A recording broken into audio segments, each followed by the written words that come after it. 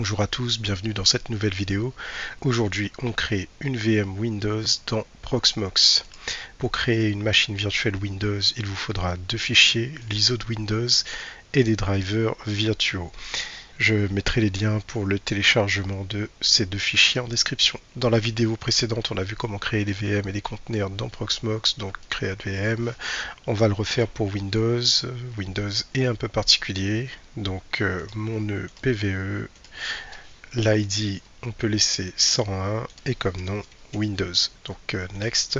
Comme je vous l'ai montré dans la précédente vidéo, on va venir choisir notre ISO, le type de système Microsoft et la petite particularité c'est qu'on va venir cocher ici pour ajouter des drivers additionnels.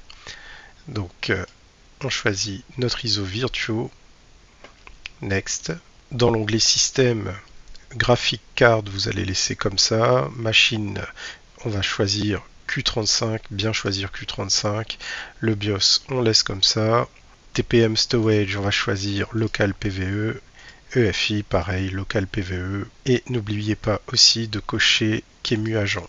Next, le disque, on laisse 32 Go, c'est un test et ça nous va bien comme ça. Next, le CPU, on va lui donner 4 cœurs. Le type de CPU, on va aller tout en bas de la liste et choisir Host. On peut cliquer sur Next. La mémoire 4 Go, c'est peu, mais ce sera bien pour ce qu'on a à faire. Next. Dans l'onglet Network, on va tout laisser par défaut. Next. Ici, on a notre petit résumé. On clique sur Finish. On a notre VM avec l'ID 101 qui a été créé. On clique sur notre VM, on vient dans Console et on peut cliquer sur Start Now ici ou Start qui est en haut là. Donc notre machine virtuelle se lance. On va le mettre en plein écran. Ce sera beaucoup plus agréable. Pour installer Windows, donc c'est relativement simple. Le langage à installer français, format de date français. On clique sur suivant. Le clavier, nous on va choisir AZERTY. On souhaite installer Windows 11. Surtout pas cliquer sur réparer. Nous on est dans une installation. On accepte que tout soit supprimé. Suivant. Pour notre test, on ne dispose pas de clé produit, donc on va venir cliquer sur je n'ai pas de clé produit. On laisse Windows préparer certains éléments, on ne sait pas lesquels, mais il prépare. Donc on va venir choisir Windows 11 professionnel. Suivant. On accepte le contrat de licence. C'est ici que nos drivers vont être utiles, donc on va venir cliquer sur charger pilote. On va venir choisir le dossier en cliquant sur parcourir. Donc on a notre dossier avec les drivers ici. On déroule la liste. On va chercher VIO SCI Windows 11 AMD 64. On sélectionne et on clique sur OK. Vous pouvez voir que le driver a été chargé et on clique sur Installer. Ici, comme pour une installation normale, donc on choisit le disque, on vient cliquer sur Suivant. Installer Windows 11 professionnel, ne rien conserver. On clique sur Installer. Et l'installation démarre. Après un long moment d'attente, on arrive sur cette page. Donc on va choisir notre pays, France. Le clavier AZERTY, pas de deuxième disposition. Alors, ici on nous demande de nommer notre appareil, ce sera important surtout si on fait du bureau à distance. Donc on va le nommer Zulu. Clique sur Suivant, qui redémarre pour attribuer le nouveau nom à notre machine Windows. Une fois qu'il a redémarré, donc on arrive sur cette nouvelle page. On va configurer Windows pour une utilisation personnelle. Suivant, recherche encore des mises à jour. Il a trouvé de nouvelles mises à jour. Il va le faire. Bon. Une fois qu'il a trouvé de nouvelles mises à jour, donc il va se mettre à télécharger les nouvelles mises à jour et les installer. Et on va subir encore une fois un nouveau redémarrage. A priori, il a fini de télécharger sa mise à jour. Il me demande si je veux le faire ultérieurement et c'est ce que je vais lui dire d'ailleurs. Donc, mettre à jour plus tard. On va essayer d'avancer sur l'installation.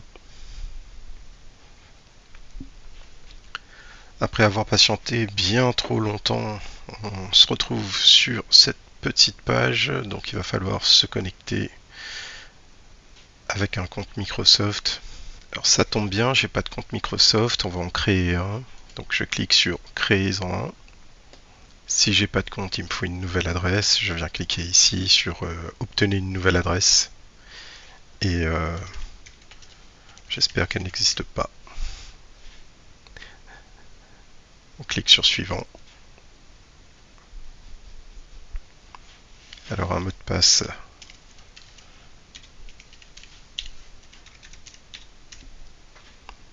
Je ne souhaite pas recevoir des informations et des conseils de Microsoft, donc je ne coche pas. Je clique sur suivant après avoir entré mon mot de passe.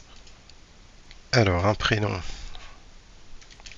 Notre prénom c'est Zulu et on est super. On va sélectionner France. Une date de naissance. Alors qu'est-ce que je peux mettre comme année? 1950, ça m'a l'air pas mal.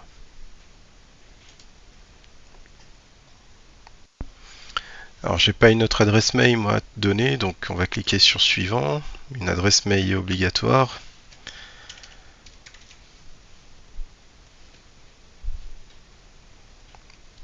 Alors vérifie si je suis un humain. Appuyer et maintenir. Qu'est-ce que c'est génial. Je patiente. Alors, durant cette installation, vous avez vu, on a beaucoup patienté. Longue vie à Windows. Alors non, donc c'est un nouveau compte, je n'ai rien à synchroniser. Non, ne pas synchroniser. Ou alors c'était pour les synchronisations futures, j'ai pas lu, mais voilà, non. Créer un code PIN. Le code PIN vous servira à la connexion à votre session. Qu'est-ce que je vais pouvoir mettre comme code PIN? 4x0 ou 6x0. Ça m'a l'air pas mal. Est-ce qu'il accepte? On va bien voir. On clique sur OK. Alors, quelles sont tes exigences? 4x0, ça ne marche pas. Alors, est-ce que je souhaite que Microsoft utilise mon emplacement? On va lui dire non, on accepte. Est-ce que je souhaite qu'il localise mon appareil? Pareil, non. Est-ce que je veux envoyer des données de diagnostic à Microsoft? Ce qui est obligatoire uniquement. Améliorer l'écriture manuscrite et la saisie? Non, j'en ai pas besoin. Obtenir des expériences personnalisées des données diagnostiques pour les pubs? Non.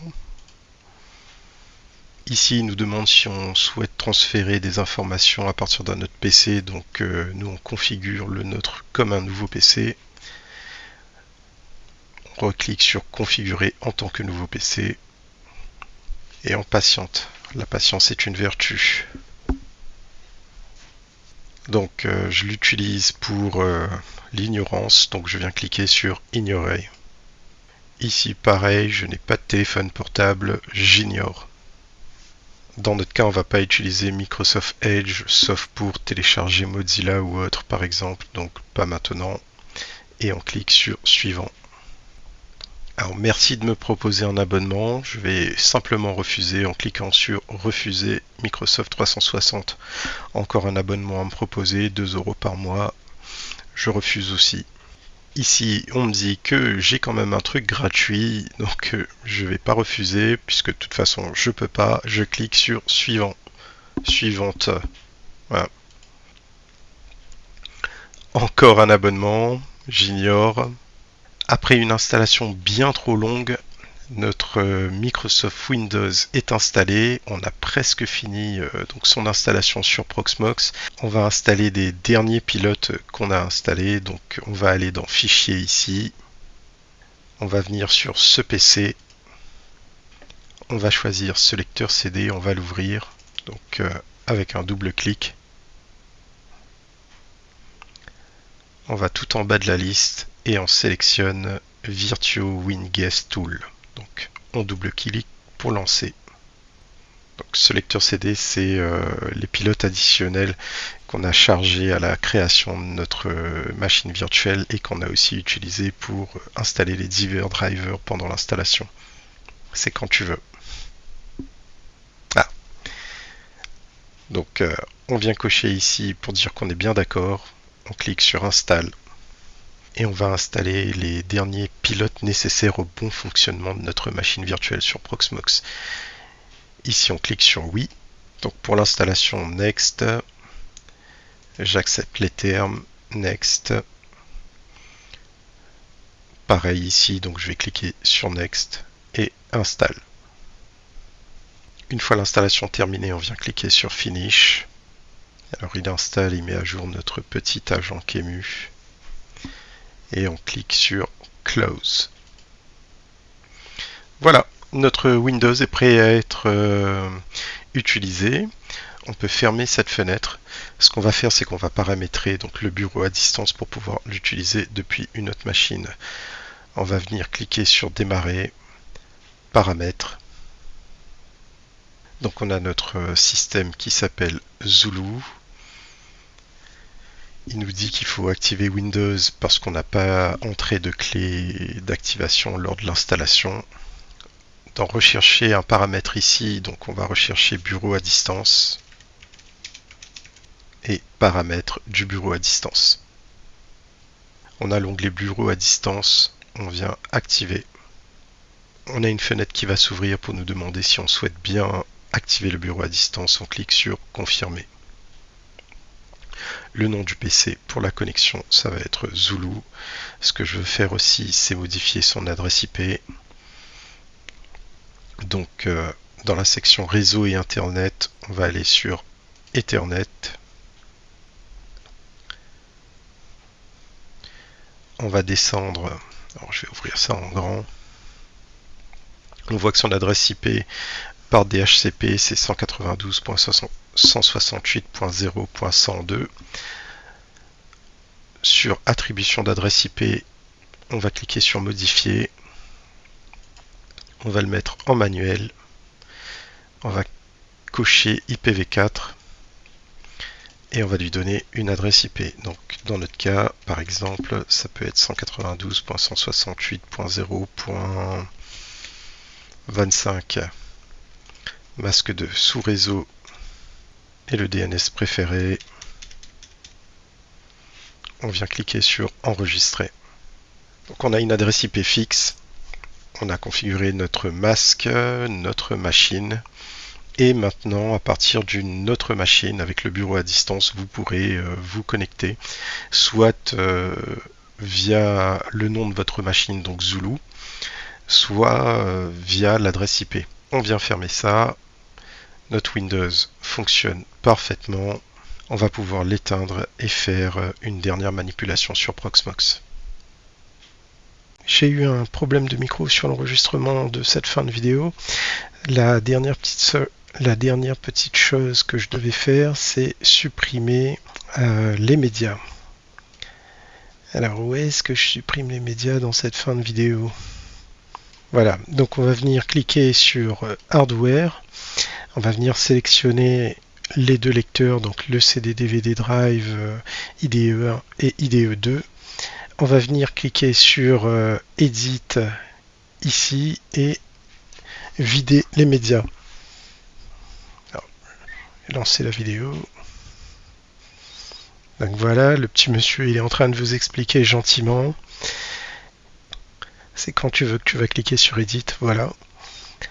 Donc il clique sur Edit et il clique sur Do Not Use Any Media. Donc on voit qu'il n'y a plus de médias chargés dans ce lecteur CD. Et maintenant on fait la même chose pour le deuxième. Et voilà, plus de médias chargés. Je crois que je vais aussi vous montrer comment supprimer un lecteur CD si besoin. Donc il suffit de venir cliquer sur Remove et le lecteur est supprimé. Alors on voit ici qu'il est barré. Il sera supprimé lors du redémarrage de votre machine. Cette vidéo sur l'installation de Windows dans une machine virtuelle Proxmox se termine. J'espère que vous avez apprécié celle-ci. N'oubliez pas de liker la vidéo, de partager cette vidéo et de vous abonner à la chaîne.